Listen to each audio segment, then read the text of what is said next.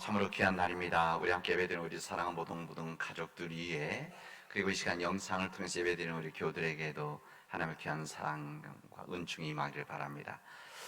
이렇게 날씨가 후덥지근하고 이렇게 습할 때는 자꾸 불쾌지수 높아집니다. 여러분, 이런 때일수록 지혜롭게 잘 지낼 수 있기를 바랍니다. 우리 다시 한번 인사합시다. 옆에 있는 분들 참 잘 오셨습니다. 인사합시다.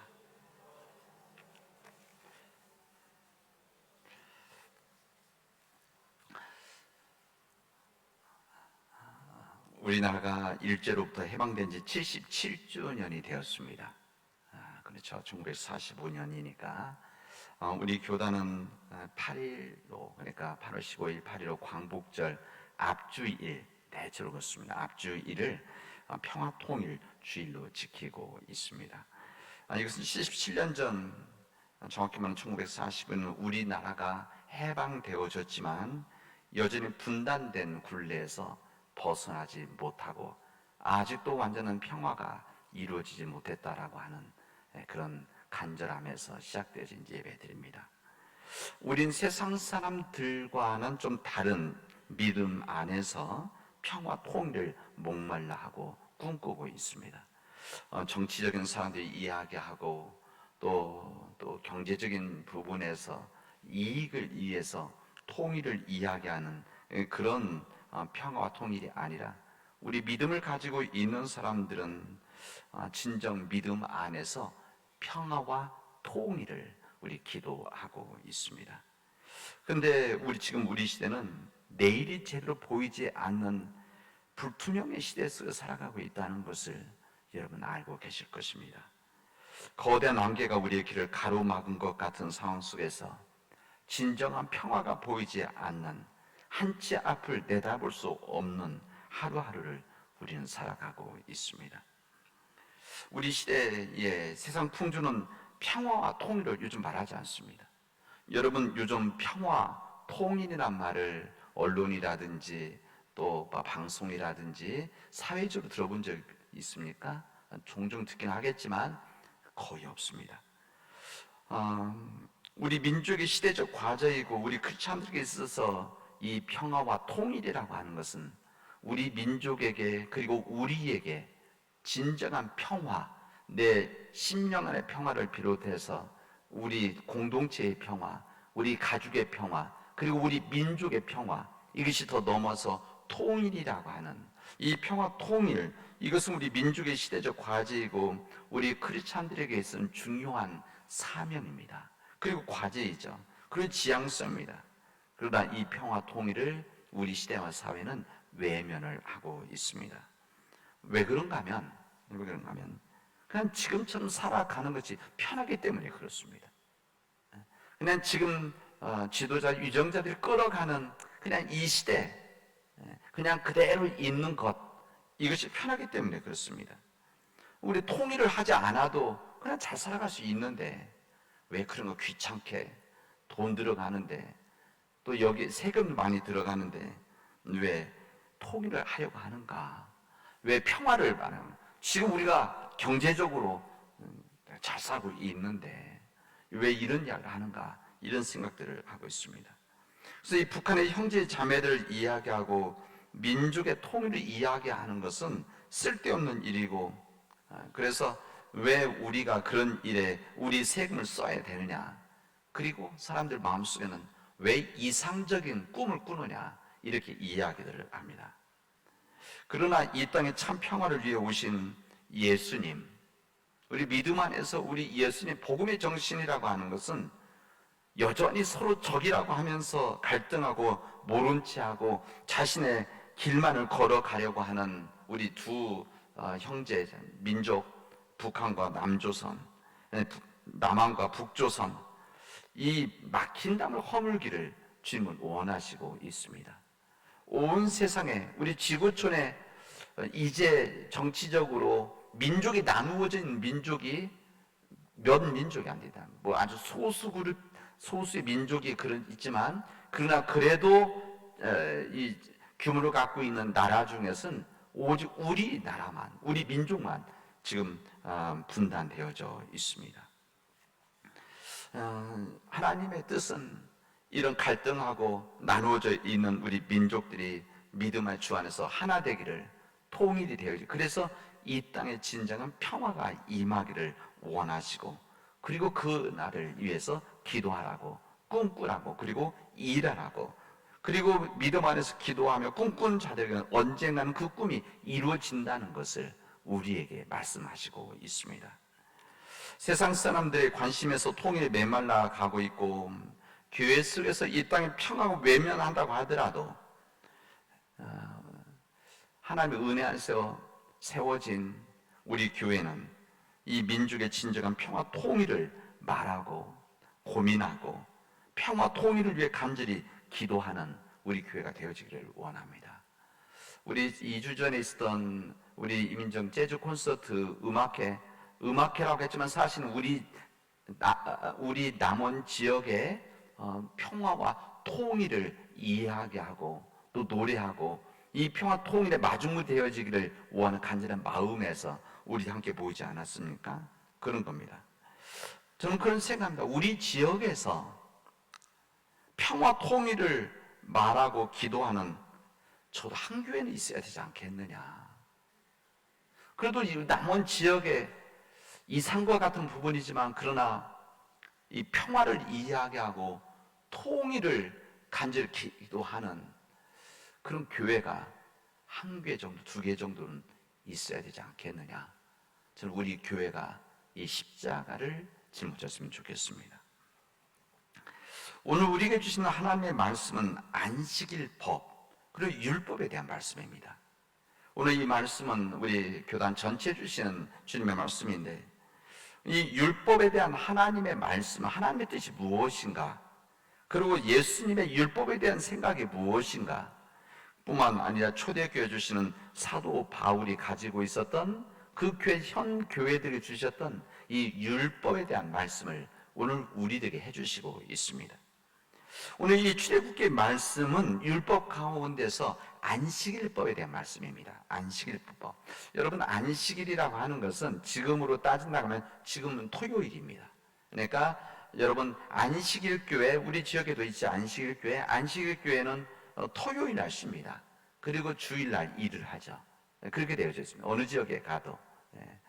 안식일법, 그게 안식일법, 안식일 교회에서는 지킨다, 이것은 아닙니다. 이 구약적인 맥락에서는 안식일법이 아주 중요했습니다. 이 안식일법, 이것은 애굽에서 400년 동안 노예로 살았던 이 이스라엘 민족들, 히브리 민족들이 이제 노예 생활을 벗어버리고 하나님의 은혜로 출애굽을 한 후에 이제 하나님이 말씀하시는 약속의 땅으로 가게 되어지는데, 이 약속의 땅, 가나안 땅으로 가는 이스라엘 백성들에게 하나님께서 주시고 허락해 주신 법입니다.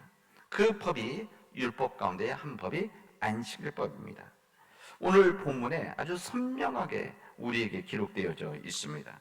하나님께서 이스라엘 백성들에게 안식일을 지켜라, 이렇게 말씀하십니다. 안식일을 지켜라.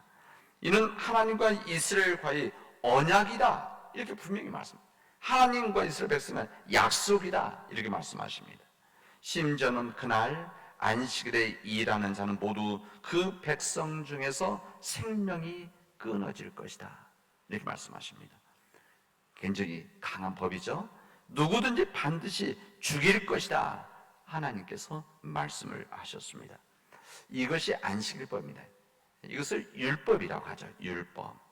근데 이 율법에 법의 정신이 있습니다. 이 율법이 있고 이 법을 만드는 법의 정신이 있습니다. 이 법의 정신이라고 하는 것은 애굽에서 400년 동안 안식일도 없이 노동만 하던 이스라엘 백성들이 이제 너희들이 400년 동안 이렇게 인격적으로 짓밟혀 살았는데, 육체적으로 너무 힘들게 살았는데, 이제 너희들이 하나님의 땅, 가나안 땅에 들어가면 하나님의 말씀과 뜻대로 안식일을 지켜라, 얘기입니다.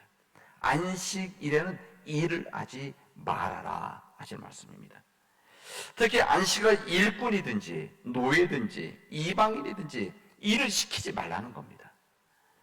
너희들도 애굽에서 안식을 쉬지 못하고 일을 해야 했던 그 고통스러운 경험을, 역사를 기억한다면 너희들은 애굽 사람들처럼 그렇게 하면 안 된다라고 말씀하십니다.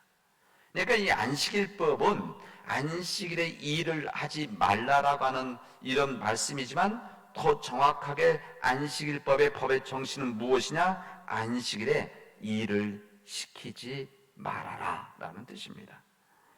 결국 안식일은 하나님이 위한 날이 아니라 안식일은 예수님께서 말씀하시는 사람들을 위한 날이다. 이 말씀이 오늘 주님의 말씀입니다.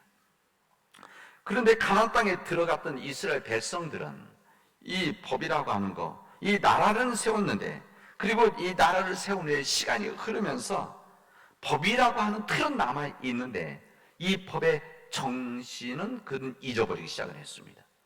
그러니까 시간이 많이 지나다 보니까 이들은 이제 틀로서 가지고 있는, 형식을 가지고 있는 법은 가지고 있는데 법의 정신을 잊어버린 것이죠. 그리고 법의 정신을 알려고 하지 않았습니다. 그냥 법만 지켰던 겁니다. 요즘 우리 시대 속에서 지도자들이 말하는 법과 원칙에 따라서 모든 걸 해야 된다, 이렇게 이야기를 많이 하죠. 그런 그 법을 만들 때는 법의 정신이 있는데 이 법의 정신을 잊어버리고 생각하지 않는다고 한다면, 이 껍데기 형식만 가지고 이 법을 집행하다 보면 사회적인 갈등과 사회적 문제를 만들어낼 수 있다는 겁니다. 우리 하나님의 안식일법에 대한 법의 정신은 무엇입니까? 법의 정신, 이것 정확하게 말한다면 사랑입니다. 사랑. 하나님께서 이 안식일법을 주신 이유는 안식일에 예배를 드리라고 하는 여기에 방점이 찍혀 있는 것이 아니라 하나님의 사랑이 이스라엘 민족들, 하나님 믿는 자들, 예수 그리스도를 믿는 자들에게 임해서 그 사랑, 사람에 대한 사랑이 있어야 되는 것이다. 약자들에 대한, 사람들로부터 버림받고 소외대하는 그런 사람들의 사랑이 있어야 되는 것이다. 그리고 결국은 내 이웃을 내 몸과 같이 사랑해야 한다라는 사랑의 법의 정신이 이 안식일법에는 담겨져 있는 겁니다. 여러분, 여기 있는 법의 틀로 만약에 사람들을 정죄하고 이 법의 틀로 이 모든 부분들을, 사람들을 심판한다면 남아 있을 자들이 없습니다. 모든 사람들이 이게 붙잡혀서 죄인으로만 살아갑니다. 오늘 본문, 이 복음서의 말씀은 예수님께서 이제 회당에 들어가셨던 한 역사를 우리에게 설명을 해 주십니다. 예수님은 회당에 그날 들어가셨습니다. 그런데 마침 보니까 안식일입니다. 안식일. 이스라엘 사람들에게 하나님 선택된 백성임을 뚜렷하게 알려주는 이 법이 두 가지가 있는데, 그 중에 한 법이 안식일법이고 하나는 할례라고 하는 법입니다. 이스라엘 사람들이 할례 그리고 이 안식일법은 이 사람들에게서는 이 민족적인 선택사항이 아니라 필수고, 또한 이것은 그들에게서는 절대 의무였었습니다. 이 두 가지를 떠날 수가 없습니다. 이 두 가지를 지키지 않으면 그들은 이스라엘 공동체에서 제거되어지는 겁니다. 그리고 심판을 받게 되어집니다. 정죄를 하게 되어진다는 겁니다. 그래서 오늘의 본문은 예수님께서 그들에게서 가장 강한 법이었던 안식일, 그리고 안식일법, 그리고 할례에 대한 법을 어떻게 이 부분을 사람들에게 가르쳐 주셨는지를 우리에게 정확하게 알려주십니다. 이런 분위기 속에서 예수님께서 사람들이 보면 회당으로 들어가셨습니다. 그런데 이 회당 안에는 한쪽 손이 마른 사람, 오그라진 사람이 있었습니다. 지금 장애가 있는 거죠. 장애가 있는 겁니다. 손의 마비로 인해서 장애가 있는 한 사람이 이 안에 있었고, 그리고 그 안에 예수님의 허물을 잡아서 예수님을 고발하려고 하는 바리새파 사람들, 그리고 유대교 지도자들이 있었습니다. 근데 이 바리새파 사람들은 손이 오그라진 사람, 이 장애인, 이 손 오그라진 사람 보면서 직감을 했습니다. 지금까지 예수님 하셨던 것을 보면 분명히 회당에 들어오면은 이 사람, 이 예수님께서 이 오그라진 사람들의 손을 치유해 주실 것이라고 하는 것을 직감을 했습니다. 이 악한 사람들은 선한 사람보다 훨씬 더 일을 하는 데 있어서 머리를 잘 씁니다. 잔머리죠. 요즘 전문용어로 한다면 잔머리를 잡습니다. 그런 쪽에 더 발전합니다. 어떻게 하면 사람들의 허물을 잡아낼까? 어떻게 하면 그 사람의 이 말꼬리를 잡을까? 여기에 발전되어져 있는 사람이고, 이런 사람들 어디 가든지 사람들의 마음을 아프게 합니다. 그리고 사람들의 마음을, 심정을 긁어놓죠. 때로는 자기는 농담같이 하지만 이것을 당하는 사람들은 심하게 아픔을 겪는 사람이 정말 많습니다.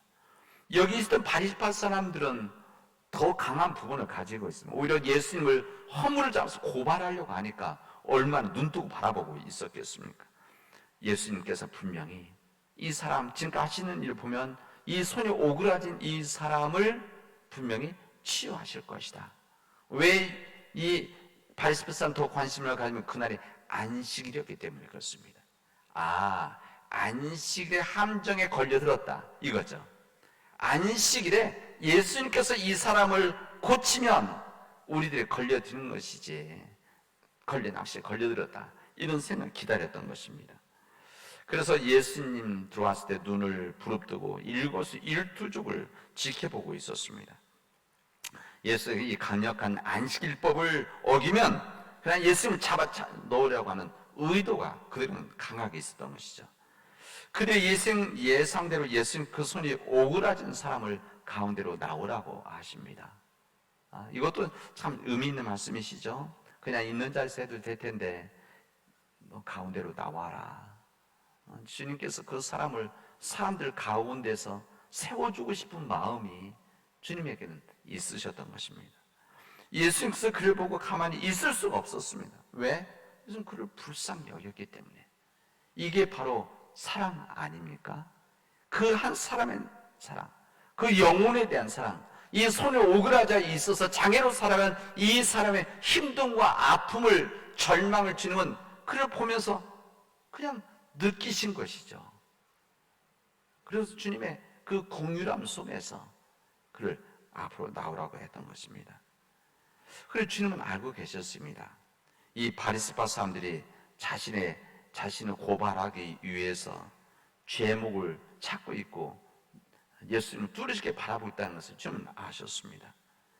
우리들은 뭐 저라고 하면 그럴 것 같아요. 문제 만들지 말자. 괜히 이런 데서 문제 만들어서 복잡하게 하지 말고 다음에 하지. 아마 이런 생각을 저는 했었을 것 같은데, 우리 예수님께서는 이 모든 일들, 이 귀한 믿음의 사역들과 진리에 대한 열정 좀 피하지 않으셨습니다.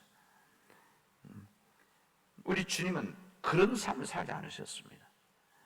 예수님 그들이 향해서 말씀하셨습니다.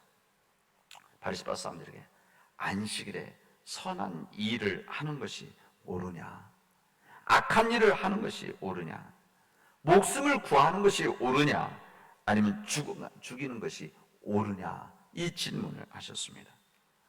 이 부분은 이 바리새파 사람들이 가지고 있었던 이 생각에 정면으로 도전하는 일들이자 그들의 생각을 드러내라 이런 이야기입니다.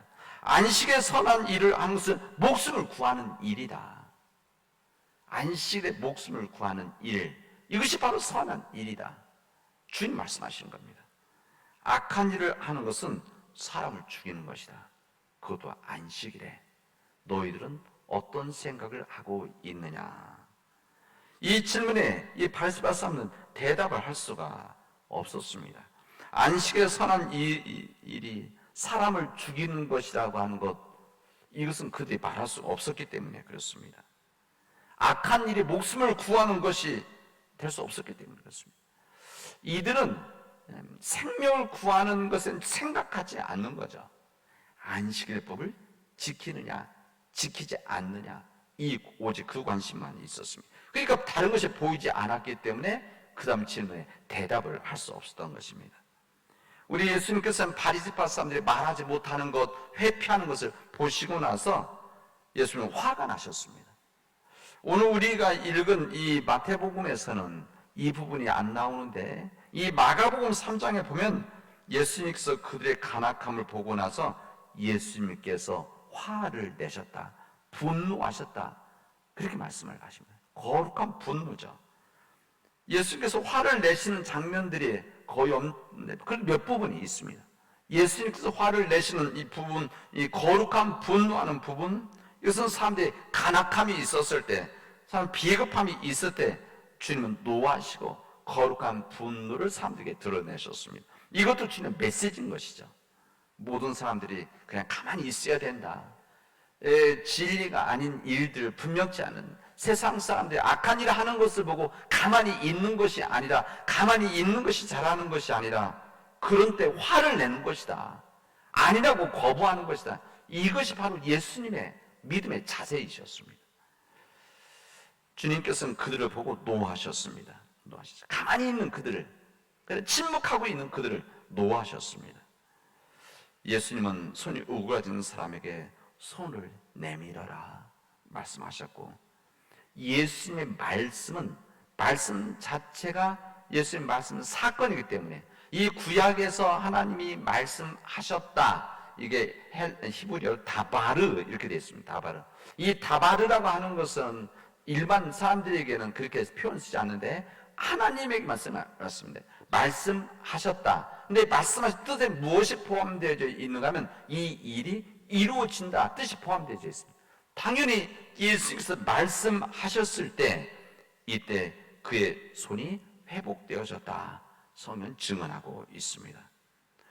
이 역사 앞에 바리새파 사람들은 밖으로 나가서 헤롯 사람들과 함께 예수님을 없앨 모의를 했다는 것을 우리에게 말씀해 주십니다. 다른 본문에는 이때부터 예수님을 잡아 죽이려는 의도가 시작되어졌다 이렇게 말씀합니다. 이 원래 바리새파 사람들은, 지난번에 말씀드린 바리새파 사람들은 여기는 헤롯 사람들과 함께 묶여질 수 있는 사람들이 아닙니다. 성향이. 그러나 예수님을 죽이기 위해서, 예수님을 붙잡기 위해서 그들과 항상 싸움했었던 이 헤롯 사람들 손을 잡게 되는 일을 우리에게 말씀해 주십니다. 여러분, 예수께서 말씀하신 대로 그런 선한 일을 찾고 선한 일을 행하는 사람들이 아니었었습니다. 이 바리새파 사람, 유대교 지도자들은 선한 일을 하고 선한 일들을 찾는 사람들이 아니라 악한 일을 하는 사람들이었고, 예수님을 그리고 선한 뜻을 가지고 있는 사람들을 죽이려고 하는 사람들이었습니다. 여러분, 오늘 이 말씀은 예수의 이 율법에 대한 예수의 분명한 입장을 우리에게 말씀해 주십니다. 우리 예수님께서 율법이라고 하는 형식보다 그 율법의 법의 정신을 더 소중히 여기시는 분이시다. 여러분, 오늘 이 본문에서 만약에 안식일법, 그냥 법 그 자체, 법과 원칙이라고 하는 이 자체로 한다면 예수님은 심판을 받아야 할 사람입니다. 그리고 유대교 이 지도자 바리새파 사람들 돌을 맞을 수 있는 그런 일을 이루셨습니다. 그러나 주님께서는 사람들에게 복음의 정신이라고 하는 것은 법이 중요한 것이 아니라 법에 담겨져 있는 법의 정신이 중요한 것이다. 그 법의 정신이 무엇이냐? 그게 바로 긍휼함이고 사랑이다. 오직 사랑으로만 하는 일이 바로 예수님 법의 정신이라는 것을 우리에게 말씀해 주십니다. 예수님께서 이 법의 정신을 우리에게 이 복음서를 통해서 알려주셨습니다. 이 사람들이 법의 정신에 빠져있는 복음서에 있는 모든 말씀들에 대해서 형식만 남은, 틀만 남은 율법이 아니라 법의 정신이 무엇인지를, 하나님의 뜻이 무엇인지를 알려줌으로 인해서 우리가 이 세상에서 정말 자유함의 삶을 살아가도록 하셨습니다. 우리 예수님 바로 그런 예수님이십니다. 우리가 그리스도 고백하는 우리 주님이 바로 그런 우리 예수님이십니다. 그 시대에 강력한 율법, 사회적 원칙이 있음에도 불구하고 거기만 하나님의 진정한 뜻이 없다고 한다면, 그리고 이것을 통해서 사람들이 자신의 이익과 권익을, 물질을 얻으려고 한다면 주님은 그것은 거부해야 된다, 이것을 말씀하십니다. 그래서 예수님은 그 당시 때 현행법인 안식일법을 그냥 주님은 어기신 겁니다. 어기신 것이 아니라 이것을 깨버리신 것이죠. 그리고 새로운 법의 정신을 깨달아야 된다, 주님 말씀하십니다. 예수님께서 요한복음 8장에 보면 이렇게 말씀하십니다. 진리가 너희를 자유하게 할 것이다. 진리가 너희를 진정 자유하게 할 것이다. 이 기독교 학교들의 대표 교훈들이 진리 아니면 자유, 진리와 자유 이렇게 되어져 있죠. 우리를 공부하는 이유가 뭡니까? 우리를 깨우치려고 하는 이유가 무엇입니까? 우리가 성숙해지는 이유가 무엇입니까? 우리의 굳어졌던 마음들, 굳어졌던 생각들, 자신만이 옳다고 생각하는 것들이 진리에 의해서 깨우치고 그러므로 인해서 참 자유함을 얻기 위한 주님의 은총이라고 할 수가 있습니다. 근데 이 진리와 자유를 말씀하실 때 우리는 그 부분만 있는데 그 앞부분을 꼭 읽어야 됩니다. 이 말씀이 무엇인가 하면 이렇게 되어져 있습니다. 너희가 내 말에 거하면 너희는 참 제자가 되어지고 진리를 알게 되어질 텐데 이 진리가 너희를 자유하게 할 것이다. 이렇게 말씀하십니다. 근데 이 자유라고 하면서 그냥 이루어지는 것이 아니라는 겁니다. 우리가 주님 말씀에 거하면, 주님 말씀을 순종하면, 주님 말씀을 온전히 받아들이게 되어질 때 우리가 주님의 제자가 되어지는 것이고, 주님의 제자가 되어질 때 그때 진리를 깨우치게 되어지는데, 알게 되어지는데 그 진리가 우리를 자유하게 한다는 겁니다. 그래서 우리가 주님의 말씀을 듣고 주님의 순종한 이유가 결국 무엇인가? 우리의 영적인 자유함에 있기 때문에 그렇습니다. 그래서 오늘 사도 바울은 갈라디아서 말씀에서 이렇게 말씀하십니다. 하나님께서는 우리에게 자유를 허락해 주시기 위해서 우리에게 자유를 주셨다 이렇게 말씀합니다. 우리를 자유하게 하려고 자유를 주셨다. 이게 우리들이 살아가는 삶이랍니다. 그래서 우리로 하여금 세상에서 죄의 종에 이 멍에를 지지 말고 죄에 벗어나서 자유함이 있어야 된다. 우리는 이 진정한 자유를 위해서 부르심을 받은 사람들이라는 겁니다.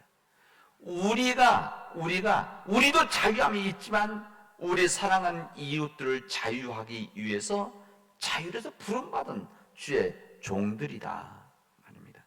우리가 그들에게 복음을 전해서 그들이 진정 주님의 말씀 안에 거하고 깨닫고 주님의 제자가 되어지고 진리를 알게 되어져서 이 세상을 진정한 자유의 삶을 살아가도록 부름받은 우리 주의 사도들이다. 이것을 우리에게 말씀하시는 겁니다. 우리 사랑하는 믿음의 교회 여러분, 우리가 믿음 안에서 참 자유함의 삶을 살아가도록 우리 열심히 믿음의 길을 걸어가도록 합시다. 우리가 진정 자유의 삶을 살아가야 됩니다. 이 세상적인 자유, 그래서 사도 바울은 오늘 세상적인 일에 종로로 타지 말아라. 인간의 쾌락과 즐거움과 자신의 신뢰와 목적을 위해서 내 가지고 하나님 허락한 자유를 쓰는 것이 아니라 진정한 사랑을 위한 하나님을 원하시는 그런 이 귀한 궁율의 삶을 위한 진정한 자유를 위한 그런 삶을 살아나가라 우리에게 말씀하십니다.